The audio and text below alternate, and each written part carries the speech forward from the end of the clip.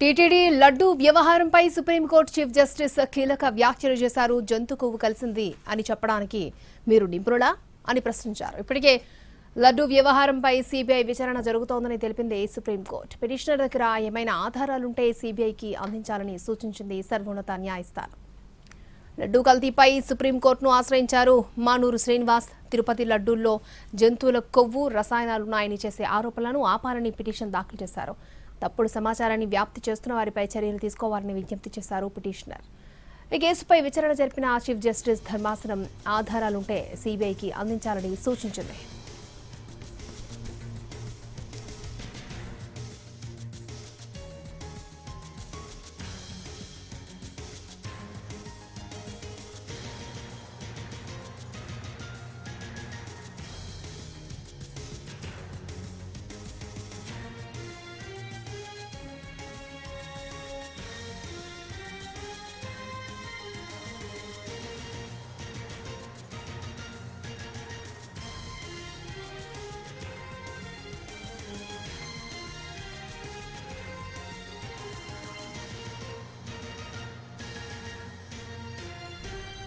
TTD laddu వ్యవహారంపై supreme court chief justice కీలక వ్యాఖ్యలు చేశారు. జంతు కొవ్వు కలిసింది అని చెప్పడానికి మీరు నిపుణులా అని ప్రశ్నించారు.